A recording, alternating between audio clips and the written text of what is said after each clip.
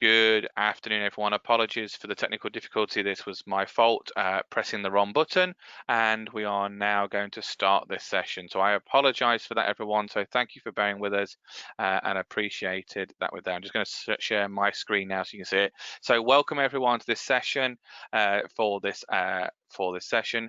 As always, thank you very much. Can I just check that people can hear me okay by pressing their hands up button, please, on their little control panel? That's most appreciated. Thank you very much. You can see lots of hands going up. That's brilliant. So welcome to this session. Today we've got some amazing sessions going on over the week. Just got to say a big thank you to all our speakers. We've got to say thank you to our speakers from last night's keynote, our sessions today. Of course, we've got Victoria. We've still got Lauren, Kathy, and Nicola to go this evening. Julia Carroll, Judy Hornigold, and Becky Halls with our keynote tonight. Tomorrow's session, amazing sessions for tomorrow. And we've also got our keynote tomorrow night. And then we've also got our last session on Friday, with also a keynote on Friday night. So really good. Big thank you to our sponsor, Dyslexia Box, for supporting this, and also our lead sponsor, Claro Software. Also thank you to Nessie Scanning Pens, Fairley House and Davis College, Unique Ability Consulting, and SEN Legal, and then all of our supporters there on the page. We are hopefully going to run the Dyslexia Show live on the 19th and 20th of March. And if you want to ask us a question, you want to send us some comments, want to send some feedback, by all means, there's our Twitter handle there. As you're in the webinar, you're in listen-only mode. The webinar is being recorded. If you have any questions, put them in that question box at the bottom, and we will hopefully have a Q&A session at the end of the session as well. So I'm just going to unmute Victoria. Victoria, how are you? Okay, are we all right? Are we happy? Yes, I'm fine. I'm just using my executive functions to regulate my emotions. Yeah, that's good. Bit scary there, but we're here now. We got there in the end. So we did, Aaron. We did. So we're here now. Thanks everyone for being patient. That's fine. So what should happen now, Victoria, is a little box should appear on the screen saying "Share my screen." If you want to press that for me, so I can now see your screen. So if you want to open up your PowerPoint or whatever you're using to deliver the session. And I'm now going to mute myself. If you want to press a little orange arrow, it moves that out the way.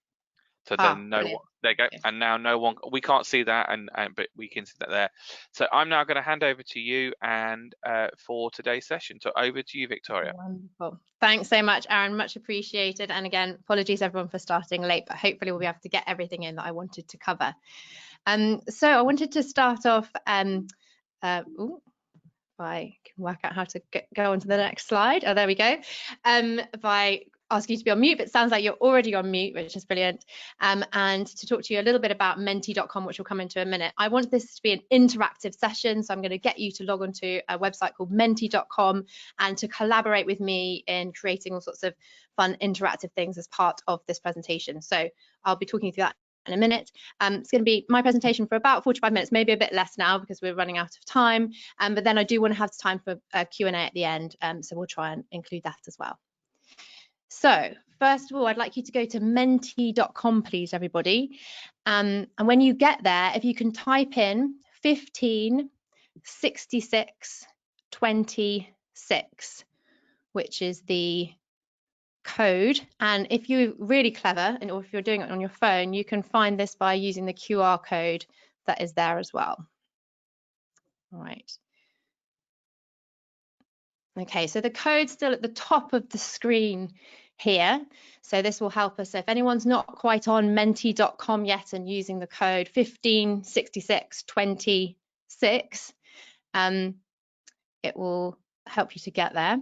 But what I'd like you to do is it should, hopefully, if everything's working, bring up a question for you, asking you to describe yourself or your child in 3 words. And really, you know, we're talking about in terms of dyslexia here, so, but also their personality, who they are, and anything about them that you want to share. So 3 distinct words about you, yourself, or your child, just so we can create a bit of a word cloud. There we go, here we go, it's coming up. So thank you for the first person who's put it in. Brilliant, excellent. So this word cloud will be created just to give us a bit of an idea of some of the themes that are going on, just to help me get to know you a bit better before we get started on our presentation. So some lovely positive things coming out here: creative, fun, happy, methodical, determined, So some lovely things there. Also, I'm seeing stressed, struggling, and some other things there. So, also, dyslexia can be these positive things, but also some difficult things as well. Interesting that creative and funny are ones that people have really picked up on. And so it's a really positive message coming across from our audience today. So it's really lovely to get to know you a bit better. I'm going to move on to the next slide yet, and we're going to have more opportunities for you guys to get involved in other slides in a second. So here we go. So I've got to know you a little bit now, but I'd like you to get to know me. I'm sure that you're interested in my story. Everyone has a story of how they've got to be kind of sitting in front of an audience like yourselves, talking about a subject that they're passionate about. So I am dyslexic. For those of you who might be familiar with that logo, I don't know why I chose that one. It just appealed to me when I was doing a Google Images search. So sorry if I've stolen that from anyone, but I really like the way that kind of, everything's a bit back to front, because that's kind of how I see life, I feel. A little bit back to front, but you can make sense of it in the same way as other people do. I overcame my challenges with dyslexia to study at University of Cambridge to study geography, and achieve my 2-1 there. It was a massive challenge, I'm not going to lie. It made me who I am today, but it was one of the things when I was at university that I wrote my dissertation back then when I was in my early 20s, my dissertation for geography, I remind you, on dyslexics as the misunderstood other, taking Edward Said's theory of Orientalism and othering, and applying that to dyslexic minds and different ways of thinking. So this has always been a passion of mine, to kind of really unpack the discrimination that I see in society for neurodiverse people, and to try and redress that in the same way that we're seeing all these movements over time, and especially this year, redressing that kind of sense of otherness as well amongst different cultures. So I think it applies to neurodiversity too. I'm also a mother, a mother of 3 gorgeous children, all girls, and so I'm, because dyslexia tends to be hereditary, I am hyper aware of their development as well. I am one of the founders of Connections in Mind, but also I'm one of the founders of The Code as well. The Code is a tutoring organisation that follows the same kind of principles as Connections in Mind as well. So how did I really get here today? Well, as I said, I was at the University of Cambridge, had all these wonderful experiences and privileges in my life. But I have also struggled a lot with my mental health. And I believe that that's on the back of my neurodiversity, because for me, being dyslexic was more than just trouble reading. For me, it was being a bad friend, not remembering people's birthdays, forgetting appointments and dates with people. I was seen as lazy by my teachers, my family, my friends, really disorganized. I really struggled with organizing my belongings. I was always leaving things everywhere. And my work as well. My lecturers would always say that my work was really disorganized. My essays were really disorganized, and one of the reasons I really struggled. But also forgetful as well, that working memory piece, which is always such a big part of dyslexia as well. And so I found myself in this crisis spot and was working through that myself, trying to work out what was going on for me. And I had made it through, this crisis. But it was when I was working with a young lady who had very similar challenges to my own in my work as a tutor at the time. I'm a trained teacher, but went into tutoring because I really wanted to help individuals. When I was helping this particular young lady, she was struggling with the same thing as me, and the psychiatrist on the case, because this young lady also had mental health issues, recommended this book, Smart But Scattered Teens, to me as a way to try and help me to understand what was going in her brain. And this is, in those days, quite a new book. It had only been published for a few years, but really about executive functions and really shining a light on the role of executive functions in neurodiversity, but giving some really helpful strategies as well as how to overcome these challenges. So reading this book was really my light bulb moment. This lovely lady here pictured as one of the authors, Peg Dawson, and she has become a mentor of mine. Once I read the book, I jumped on the first plane over to America to go to one of her trainings, did the training with her, went out to lunch with her. with lots of synergy, and she's very, very supportive of the work that we're doing, and it's evidence-based. There's a lot of academic research behind the work that we do, and I'll come on to that later. So the next slide now is really just how that kind of translated from me having this light bulb moment to ending up in front of you today. So back in 2016, I founded this organisation, Connections in Mind, with Imogen Moore-Shelley, Dr. Bettina Hone and myself, because we had a shared belief that we wanted to bring knowledge of executive functions to the wider public, but also to support individuals with executive function challenges to flourish and do the best they can. So we set up this organisation with that purpose, and I'll talk to you next about the work that we're doing. So we have kind of like the umbrella of Connections in Mind, and underneath that we do something called executive function coaching, which is different from tutoring. And quite an important distinction to make. I see tutoring as kind of akin to teaching, and that you disseminate knowledge, whereas coaching is much more working collaboratively with the person to help with their personal development, but for them to be setting the goals and working towards them rather than it being kind of top down. So our approach is very collaborative with young people, and we work with adults as well. We've set up a foundation on the back of that because we believe that there are many young people who can't afford to pay privately for services, who desperately need our support. So we're committed to training professionals and schools through that foundation as well. And then I talked about the code that does tutoring, but with an executive function lens, so they're much more aware of these challenges. So we've talked about coaching, but just quickly to run over that, we do adolescent coaching, so that's from kind of 13 up to kind of university finishers. We do work with younger children. We have an executive function adventures program where we take young people on an adventure and they learn about their executive functions and they learn about strategies they can use to develop them. And then we also have group parenting courses and support for parents, as well as adult coaching as well, because what we found was we started working with the children and the parents all said, oh, I could do with some of this. It's helped my child. I really could do with some of it myself. And so we also offer adult coaching too. So over to you guys again now. And I'd like you to go back to your menteecom, and this next slide should be up there for you now. So I'd like you to rate your knowledge level.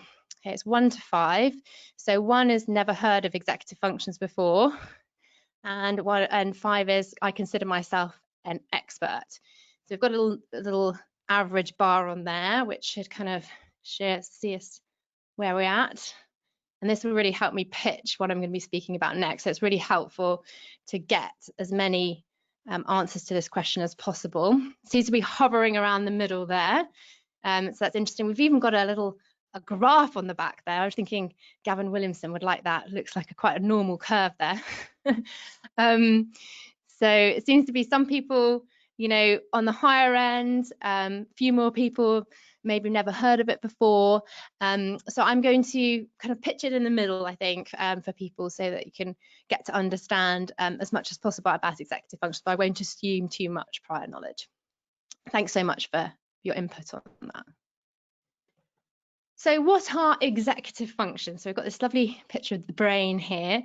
Executive functions are cognitive processes, and it's really important to remember that because often in the past we thought of these things as personality traits or character flaws or anything along those lines, but actually these are cognitive processes and skills that can be developed just the same as learning to ride a bike, playing tennis, learning a language, etc. So it's not something that you're born with that's fixed forever. And they reside in the prefrontal cortex of the brain. So that's the bit of your brain behind your forehead.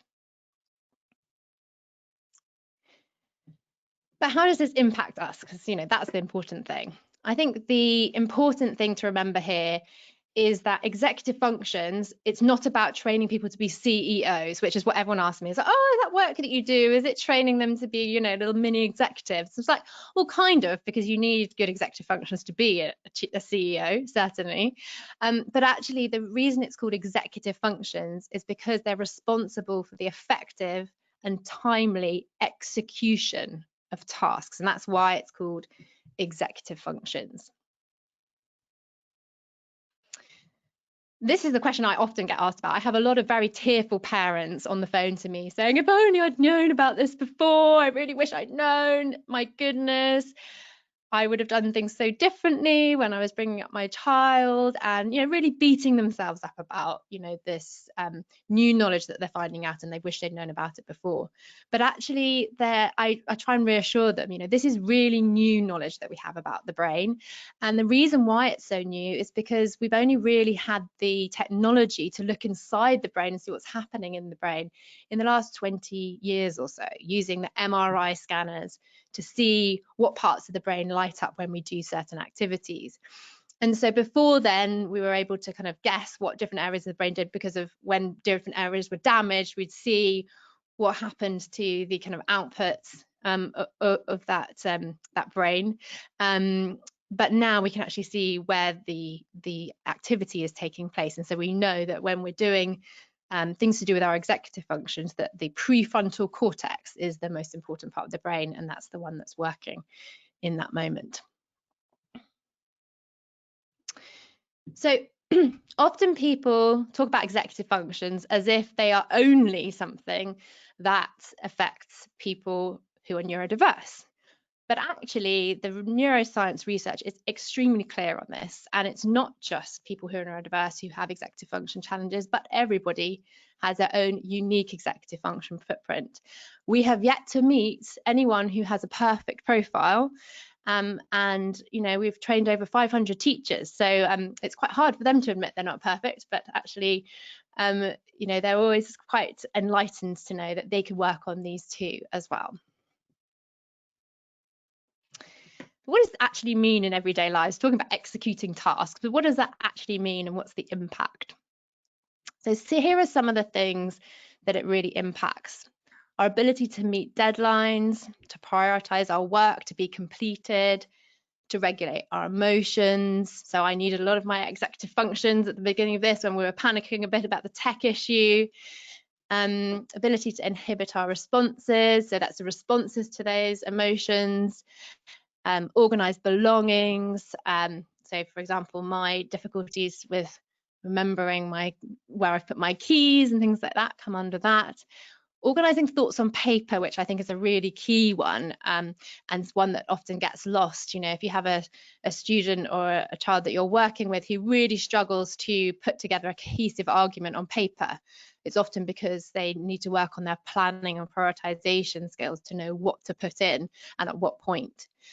Holding information in our head, so that's our working memory that you'll be familiar with.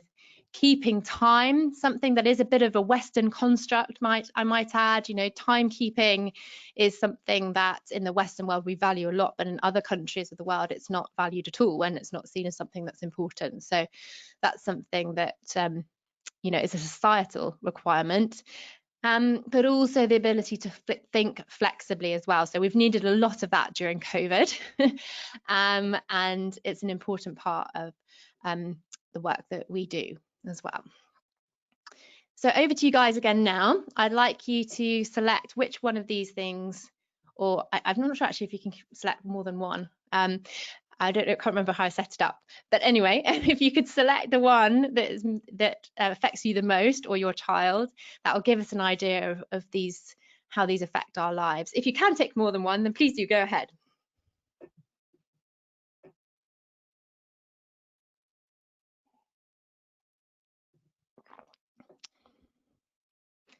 So for me, like I said, the organizing the belongings bit is the most tricky one. I'm wondering what everyone else is. I wonder if there's been an issue with this. It doesn't seem to be working. Okay, I might put that down to tech, but I'm very interested to hear what you guys have struggled with. So maybe we can cover that in the Q&A at the end. Okay, so the executive functions that we work with, we refer to as skills. And there's an important distinction here. So we have the 3 core executive functions, which is response inhibition, working memory, and cognitive flexibility.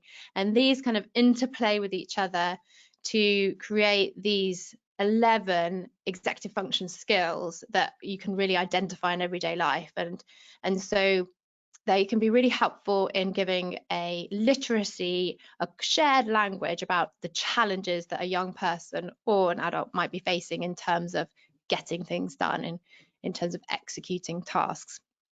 So there's all sorts of ones here, I won't go through them all, but metacognition, you'll notice, is one. Organization, that's come up quite a lot. Planning, prioritization.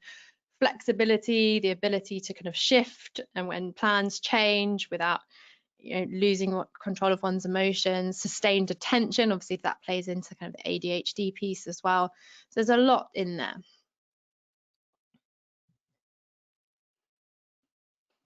But you came here today because you wanted to understand what is the link with dyslexia.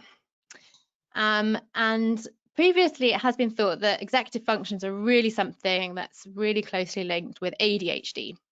And you can see that around the kind of sustained attention piece, the response inhibition piece, that kind of plays into the attention and hyperactivity nature of ADHD. But actually what academics are beginning to find is that actually executive function challenges do co-occur with a lot of neurodiverse conditions. And so there's a growing body of evidence to show that actually dyslexia is also could be caused by deficits in the executive functions. And we'll come on to some of the evidence now. So this one was published in 2004, so a few years ago now, says that children with dyslexia demonstrate impairments in a variety of executive functions, and these should be considered in the development of new concepts in the treatment of dyslexia. So this was kind of the first kind of highlight that this was something that needs to be looked into. If we go on to the next slide now, you see this more recently, so last year, they in the Journal of Cognitive, excuse me, sorry about that, in the Journal of Cognitive Neuropsychology, this article here says findings support the presence of executive function deficits in children with dyslexia. Executive functioning may be a shared deficit underpinning variants of neurodevelopmental disorders. So there's beginning to be this understanding that executive functioning is something that's to do with all aspects of neurodiversity and neurodevelopmental disorders.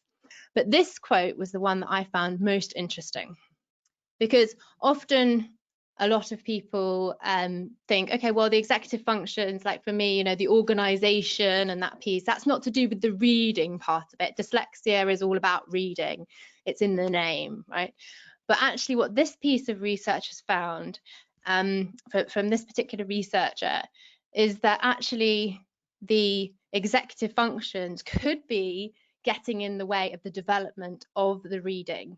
And actually it could be that executive functions are the core of dyslexia as well. And more research needs to be done on this. But what is very interesting is that the possibility that executive functions are part of dyslexia and can be worked on, and we know ways to work on executive functions. And I've been speaking anecdotally to a number of people who have dyslexia, myself included, and many other people, about when they have been working on their executive functions and how it's solved so many more problems for them than just working on the reading and the spelling and those kind of typical dyslexia issues that we tend to identify with. So this bit of research said an executive-based, and this is speed of processing, working memory, and visual attention, reading intervention that can improve reading ability in both children, adults, and adults with dyslexia. So they were reviewing this and showed that it was working. The role of executive functions in reading, so they're saying that it has a key role in reading, executive functions does, has future implications for diagnosing dyslexia and improving intervention therapies for individuals with reading disabilities. And so what they're getting at here is that actually the executive functions, the ability to sustain attention, the ability to hold information in your head, that working memory piece, the speed of processing, so the cognitive flexibility and all of that can get in the way of the reading. And as someone watching my young people growing up, my little girls, I've got an 8-year-old, a 5-year-old and a 1.5-year-old. I'm personally very interested in looking at that development of the reading and how that's going for them. And I can definitely see for my 8-year-old how her attention issues are really getting in the way of her sticking at reading. She gets bored very easily. She loves a picture book because she likes to have that kind of visual. She's a very visual person. So when she's got a picture book, she can stick it out for longer. And so that kind of plays into the reading as well. That's just an anecdotal observation for myself, but I do think that there's growing research in this area that we need to be aware of and looking out for in the future. So we're going to move on now, before we have our Q&A, just to have a think about what influences executive functions. So I said earlier that everyone has an executive function profile and that we all have strengths and weaknesses in the area. Not even teachers have perfect profiles. And what the research has shown, and if you're interested in doing more research on this, Adele Diamond is your lady. She is a kind of leading cognitive neuroscientist on this, and she's based out of Canada.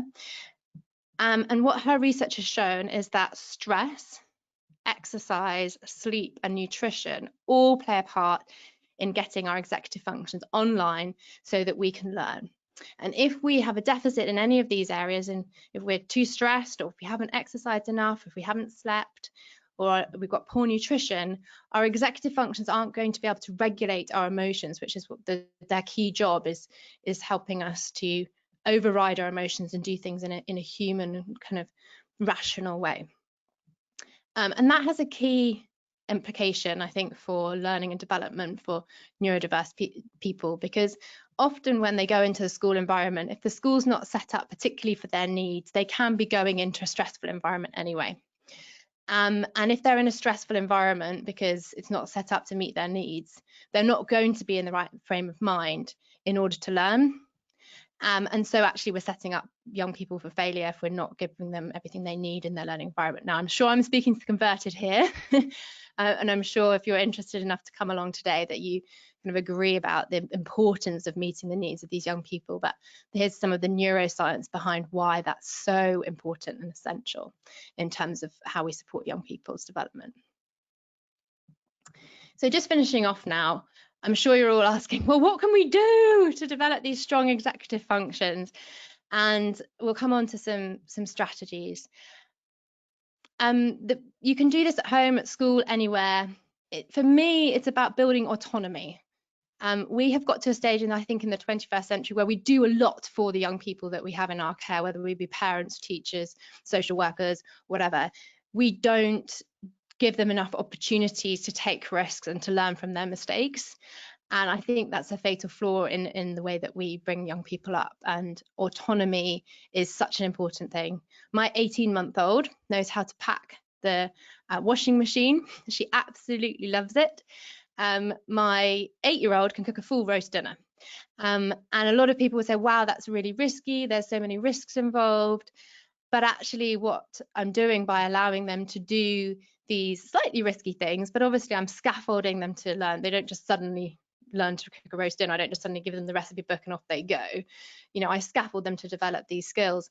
But what we're doing is teaching them all sorts of emotional regulation, flexible thinking, goal-directed persistence, sustained attention. All of these things can be part of being more independent. And so I think the essential thing for me is focus on autonomy. But the way that we can do that, the kind of stepping stones to do that, is firstly really understanding brain development and neuroscience. I think that's really key. Now, you don't need to understand all the nitty-gritty of that, but brain plasticity and how the brain learns, I think, is an essential thing that people need to learn. But also the role of the executive functions in regulating our instincts, I think, is really, really important too.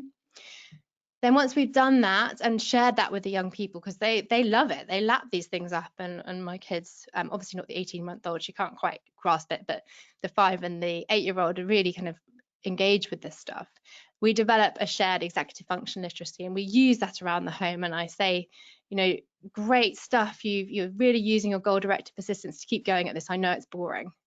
And empathizing with them when it is difficult for them, but helping them to see that this is a skill that they're developing is really important. Talked about autonomy. The other thing, we come from a coaching approach, and the evidence is super clear that actually when you set goals yourself, so getting the young person involved in setting goals, not saying, I need you to be more organized, you're going to do X, Y, or Z, but I've noticed you're really struggling with your organization. What can we do together to help you to develop your organizational skills? And then setting some specific goals is a really great way of working on these things. And then finally, structured support, which decreases over time. So we tend to think of it as kind of scaffolding. Whilst you're building the house, you need that scaffolding there to put all the bricks in place. But once you're done, you should be able to remove the scaffolding. And if you've built a strong building underneath, it should stand on its own. So you might see only the scaffolding in the first stages, but as you go along, you'll see this building or young person developing and flourishing into their own independence. If you're interested in more reading, I really recommend Smart But Scattered. I promise I don't have any interest financially in this. It's just a brilliant, brilliant book. She's got a range of them: Smart But Scattered Kids, which is the purple one, the green one's for teens, and then the white one is for adults. We also have a free lecture course. There's a QR code on your screens now if you're interested in taking the course. You do have to sign up for it, just so we can register who has taken the course and we know who's interested in these things. It's on our website, which I haven't put up here stupidly, called cimlearning.com. So that's CIM, so connections in mind, cimlearning.com. And on there's a lot of free resources, as well as some paid for as well, resources that you can use to help develop strong executive functions. But as I say, there's this 3-lecture online course which is completely free. It's 3 10-minute lectures, some quizzes and handouts to help consolidate your learning, so taking you on another step from the learning that we've done today. Also, if you're interested to find out your own executive function profile, I really recommend that you fill out our questionnaire. So this is a really intuitive questionnaire that uses technology to create a bespoke report for you at the end of filling out the questionnaire. So it will look at your profile and then give you some specific hints and tips about how you can improve your executive functions. So it's completely free, another free service that we offer. So please do share it around. The more people that get to learn about their profile and start talking about executive functions, the better, because this is key and important neuroscience that we believe everyone should know about. Okay, right, so we have got 15 minutes left for our Q&A. I'll just finish a few minutes before 1:30 actually, so that we can just finish off and have a bit of feedback. But I'd love to get some questions from the audience. So if you can go back to mentee.com, please, using the code again 156626, and then hopefully the questions will come up from the audience here. If not, I might get Aaron back involved and maybe we could do it a different way. But let's see if we can make this work, guys, because I love technology if it works.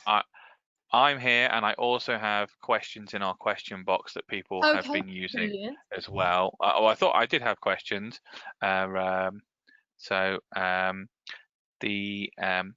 Rebecca has put something in the chat box, which is between us. cimlearning.com. Yeah, cimlearning.com. Yeah, that's our place where you get the free resources and the lecture course. Brilliant, yeah. So, yeah, no, it's been definitely an interesting thing. So, what I have to say, Victoria, is that I've seen mentee.com being used before, and I've been wanting to use it, and I couldn't remember what it was called. And when you sent me a message saying you were going to use it, I was like, I think it's the same thing. And when I saw it, I was like, yes, I really like this. From a dyslexic that likes to see people use technology to its full advantage, I was like, yes, this is brilliant. I love it. I was like I was getting goosebumps, especially watching the word cloud. I love The word word cloud. cloud is incredible, isn't it? I love I know, it. Yeah. it is. So And so I think it's a really good way to get people involved. It is. So it is. So can you read that question has come through our Menti, which is brilliant. yeah, Do you I want to can read it see it. out because some of us are dyslexic? Yeah, absolutely. So I'm dyslexic. I also have ADHD. I mentor uni students. I've noticed that the students who I suspect to be dyslexic have tests come back being told they have ADD or ADHD and not dyslexia. Absolutely. This is a really interesting crossover. And I think, if I'm honest, the word on the street amongst us kind of professionals working in this area and amongst the academics is that the DSM might move. We'll still probably keep ADHD and dyslexia as a diagnosis, but they might move to bring in executive function disorder as a diagnosis on its own. So EFD will become something that we've become very, very commonly aware of. Some people are already using it as a diagnosis, but it's not in the DSM yet. So what I would expect that these people have executive function challenges. And so this work that we've done today, I think will be really helpful for you. So I really do encourage you to look at the lecture because there's some really handy ways that you can work with these people on that. Do you want to just explain what you mean by the DSM? Because Oh, I know that we don't often within the UK we don't reference the DSM. I know what it is because I work outside the UK as well. But it's one of the things that is something that we don't. yeah, I forget what the acronym stands for. That's my dyslexia now. It's diagnostic something. I can't remember now. It's off the top of my head. I want to It's Google it. Do basically you know, where the Aaron? definitions are. Is that right? Is that if I remember? Exactly.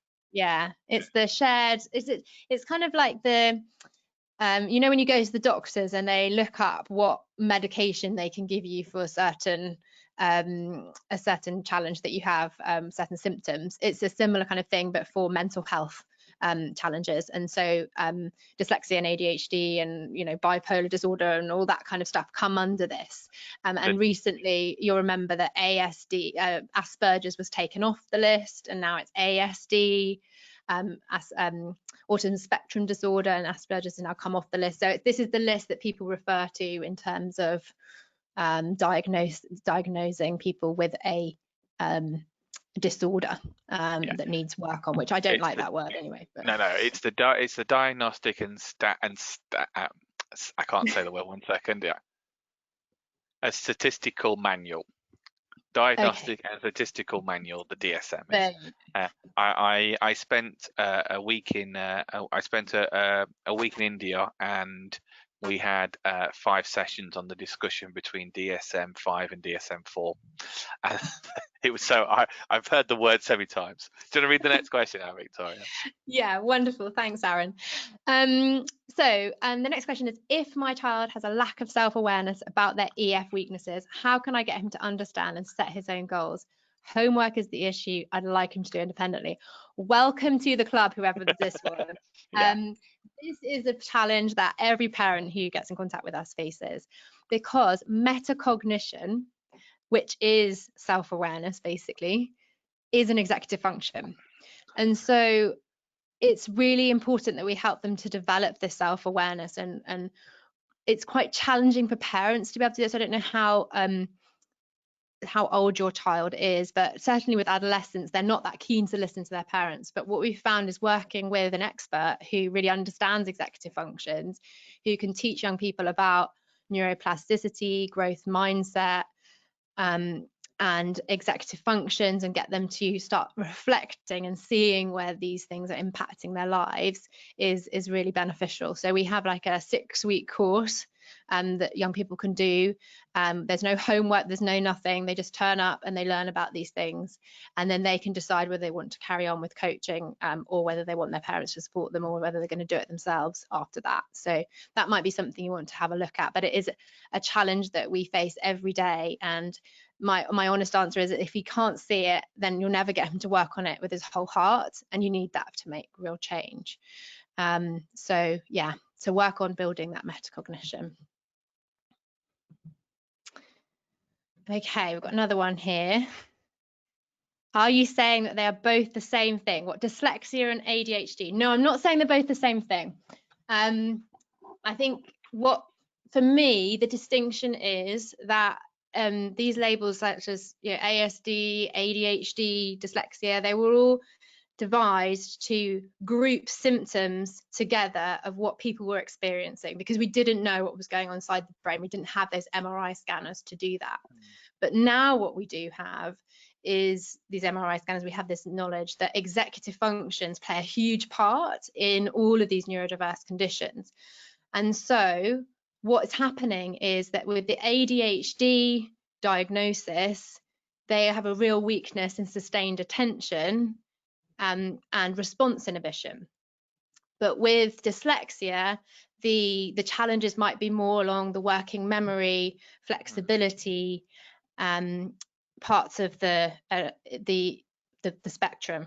And so what you're looking at is different spikes in the profile. And so they're not the same thing, definitely not. And I think having those labels is helpful to identify what's going on. But I would argue that it's better to say everyone has challenges in these areas at some point. We just need to work out what it is for them and different groupings of those. So you can have someone who has really poor working memory and issues with sustained attention and whatever. So their symptoms will be different. So grouping it together in these kind of polarized groupings, I don't think is particularly helpful if you're working on actually getting to the underlying cause of what's going on, because actually what we know is working on the executive functions can help with these things. Also, working on the reading can help too. There's been a lot of research, but what you're doing when you're working on the reading is you're working on the working memory and the flexibility and all those things in order to boost that reading. I think it's fascinating is because that there is that we have had over this week. If we look at the last week that we've had the Guardian article, we had then the response to the Guardian article, we had the program last night, which I've now forgotten the name, the write-offs that was done with Sandy Toksvig. Yeah. I think that there is a we had the discussion last night as well in the first keynote about the labeling of dyslexia and we definitely agree that that what Julian Elliott was saying about there is that lack of awareness, but also then there is that in the kind of inequality with it because of having people to get private assessments and so forth. That's why like when I met your organization, I was loving that you had the company that dealt with teachers, but you had the foundation that was working with parents, which was really useful. I do. Yeah. I've had a question come in, and I'm going to read it out. It's coming through GoToWeb, and it says, whilst I'm here for my son who has ADHD and ASD diagnosis, but during lockdown and across life in generally, I've noticed that with the work overwhelming, and my dyslexia is now causing me an issue because I did listen to it and then I've forgotten it. So I'm just going to, you won't be able to hear it, but I'm just going to listen to these two words. So I've noticed issues with working of overwhelming prioritization and procrastination, etc. Something to do with stress. You have mentioned that, and now you have mentioned, but would love to start tackling this? Do you care? What can I do? Brilliant. Okay, great question. Thank you so much for being able to put that in. So yeah, all of those things that you mentioned are executive functions, and you can absolutely start working on them. The strategies that you can use are things that you'll already be aware of. I'm sure that most people can think of ways that they would love to be more organized, plan better, use prioritization. Sometimes they do need some support with that, and we have a lot of resources around that. But the key thing that gets in the way tends to be the sticking at it for a long time, and that's where the executive functions again kind of seem to get in the way again, because sustained attention and goal-directed persistence are, so that's the kind of resilience, grit kind of piece. So when things get tough, keeping going at it are executive function challenges. So if you have challenges in those areas, you're not necessarily going to keep going at the strategy that could work for you in the long term. You need to do something 60 times in order for it to become a habit. That's the research on average, obviously, different people, different ways, but on average 60 times. So that's a lot of times. And a lot of people we work with say they try something for 2 weeks. It works quite well for them, but then they just kind of get bored of it and then they forget about it and they don't do it. And so it's keeping that momentum up, which is challenging, which is why coaching works so well, because you're having someone to check in with on a weekly basis to keep you on track. And with our young people, we do it more often than weekly, because otherwise they get off track much more quicker. But yeah, so having a trusted person, doesn't have to be a coach, could be, you know, you're a family member or a friend or someone you can trust to hold you to account to keep going at it, is really, really important. I think that's the benefit of when we look at access to work and how it supports adults, like especially like me. Trying keeping me on task is not always easy.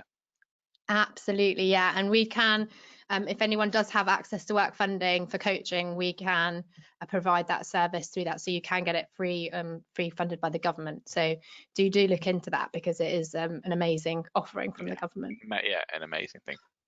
So just so you know, Victoria, we've got about 10 minutes.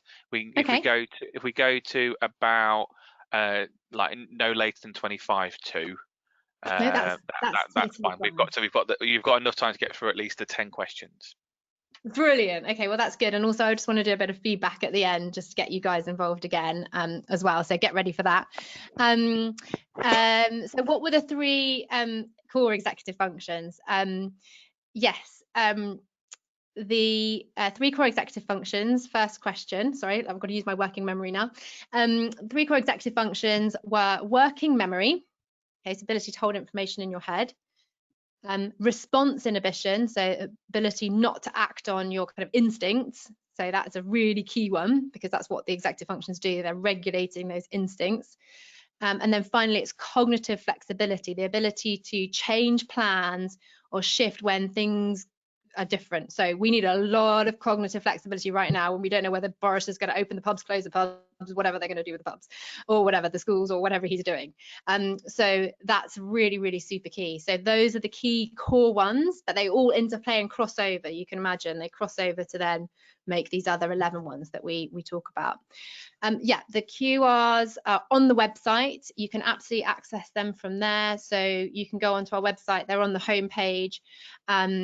And have a look from there. So that's connectionsinmind.co.uk for that one. The CIM Learning is a .com site, but the Connections in Mind is a .co.uk site. Great. Next one we got. So does right, this question is brilliant. So does that mean that ADD, ADHD and specific learning difficulties should no longer be in the DSM, or would EFD be in as well? Now, I think there'll probably be a transition period here. Like I would argue, but this is me coming from my EF lens, right? So this is how I look at the world, that actually, you know, executive functions should be a big part of it, and there will be other parts of the brain as well that need to be included, but actually looking at what's going on in the brain rather than the symptoms of what's going in the brain, I think would be helpful, in my personal opinion. But I'm not an academic and I'm not a doctor, just to be clear. So I think what will happen is EFD will be included as alongside these things, and then we'll see how much it gets used. I definitely think if it had been available when I got my diagnosis of dyslexia, I would have been given EFD, because they really struggled to give me the dyslexia diagnosis. They knew that something wasn't quite right for me. They could see I was struggling, but they couldn't really pin it down to definitely something was definitely reading, and to do with that. Although I really struggled with my spelling and my reading, it wasn't strong enough. But with all the other things that I was struggling with, they could see there was something challenging. So I think I would have got an EFD diagnosis. So yeah, on that one, I wouldn't want to say what will happen, but there's just some of my opinions there from my perspective. Okay, so next one. Do you think the way of testing students will change with new EF knowledge? This is an interesting one. I'm not sure whether you mean like testing as in assessing them for neurodevelopmental disorders, or testing as in assessment. I'll cover both because I'm passionate about both. I think that the brief is being used a lot already in clinical psychology, and the brief is the looking at executive function. So I think that will continue and probably grow. And so that's the standardized test, the brief for testing executive functions. And there may be other ones that come up. So that develop and other ways of testing it. Just as an aside, if you do our questionnaire, that data gets fed into the University of Houston, who are doing a massive research study on all the different symptoms, well, the way that it's presented, executive functions is presented, so that they can put together a standardized questionnaire as well. So you'll be contributing towards research towards that as well, if you do that. In terms of assessment of students, in terms of GCSEs and A-levels or standardized tests, I belong to the group of academics that believe that the way that we do way we measure young people's abilities in this country is very out of date and actually quite harmful. And so I am definitely very much in the let's ban GCSEs camp. I don't think they're helpful at all. And I think if anything, this period has really kind of proven that in terms of the normal curve and so on and so forth. So it's the thing that makes me smile with that is that we had this same discussion in our first session about exams and I was with you there. I don't know if anyone read there was another Guardian article that came out after the dyslexia one that actually says there is a new movement about the restructuring of GCSEs. So that's quite a I'm with you there, Victoria. I do believe our exam system does not work for probably at least 10% to 20% of our students. I would say more than that. Yeah, I would probably agree with that a lot more. And I know that if I hadn't had coursework in my exams, I wouldn't have achieved the grades I achieved. Yeah, absolutely. There's a lot to be done to overhaul that. I'm going to do one more question now, I think, and then I'm going to move on to our feedback bit as well. Okay. Cool. Okay, here we go. So I found out that I was dyslexic as an adult. I get bored easily and I'm always on the go. Will it be much harder for me to learn these strategies to help me focus as an adult? Okay, so hands up, honest answer here is yes, it is more difficult for you to learn new things as an adult. And the reason why that is because what happens in neuroplasticity is that the more we do something, the thicker the what's called myelin sheath, which is like the insulation around the wire. If you think about it as like an electrical wire, the insulation around that neural pathway gets thicker and thicker and thicker and thicker. And so it becomes easier and easier and easier and easier to do the old thing that you may not want to do so much anymore. And so changing that pathway and building a brand new one and making that work for you is going to take lots of effort and lots of repetition to do it. And it will be easy for you to relapse into doing it the old way because that's what the brain's kind of pre-programmed to do because of this myelination. So yes, it will be hard, but it's so worth it and you can do it. You just need to make sure you get support. And that can be in the form of, like I say, friends, family, getting together with peers who are also struggling with these things. Join our Facebook group. We've got these Facebook groups where people can join and get support, and we're constantly posting kind of motivating things to keep people going on working on these things and to feel empowered that they can. So hopefully that will be helpful. I'm gonna give my 10 pence worth of that. So I didn't learn very well when I was a child, but I do believe my reading age went higher when I was an adult. So when I was a young adult, so before I turned, in my mid-20s, and I think there was two things. One, I did a 8-week program of a spelling program that I did with my specialist teacher, but also I think that Twitter really helped.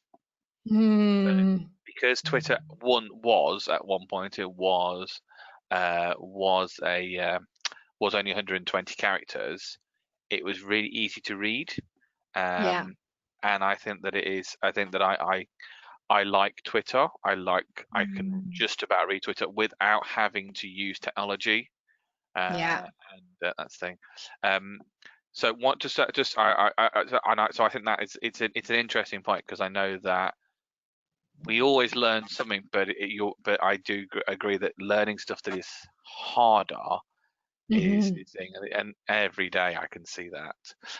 So someone's just said, could you just tell them where the Facebook group? What was the Facebook group called? Yeah, the Facebook group. So I'm going to come on to that right now. Okay. So So how to get in touch. This is my personal email address, victoria@connectionsinmind.co.uk. I'm not precious about giving that out. I'm passionate about the work that we do, and I really love connecting with people who have these challenges. So please do email me. If I can't help you out because I'm super busy with something, I will point you in the direction of the person who is perfect to answer your question. We have researchers, we have coaches, we have all sorts of people at our fingertips. So please do get in contact. If you're not so keen to get directly in contact with me, please do email info@connectionsinmind.co.uk, and that will just go into our kind of general inbox, and then we'll post it off to whoever can give you the best help. And you can also phone our phone line 0208 050 1605. We are very busy with calls, helping clients. So, you know, if you don't get through to us straight away, just leave a message and we'll get back to you and arrange a time to speak. Also join our network as well. So we've got these Facebook groups. We've got one that's called Executive Function Support Group for Parents, and one with the same name but for adults. So that's Executive Function Support Group for Parents, Executive Function Support Group for Adults. And you can find those by just searching for them on Facebook. They are private groups, so you can't share anything that we post up there outside, because otherwise it's against the privacy of the people in the groups. But we do have a lot of stuff on our Connections in Mind Facebook page as well, which you can share as well. So lots of great resources you can share with your networks as well. And then finally, just before we finish, last bit of Mentimeter. I'd love your feedback on how you felt about today's webinar. Use these emojis because I love emojis, and I love everything visual.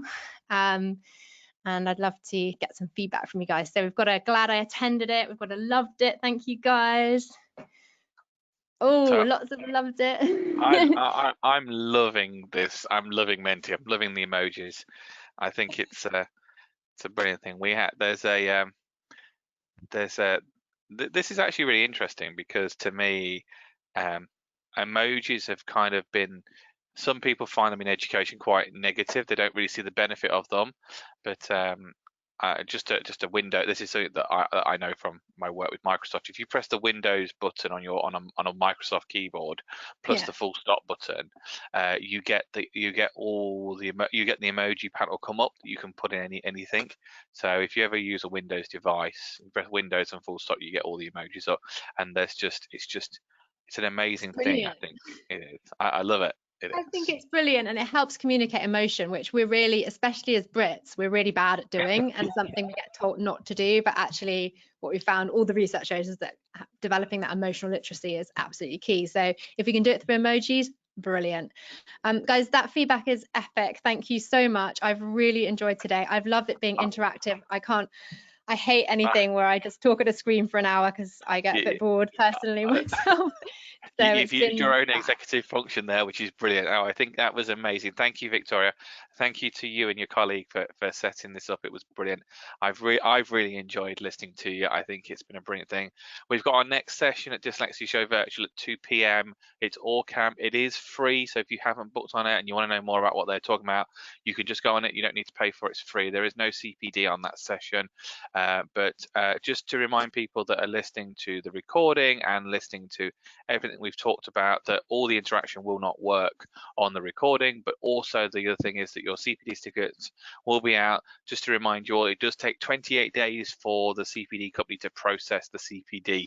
So we will be with you in a month's time. You will get your certificate, and we will send out the recordings as soon as possible. So thank you again, Victoria.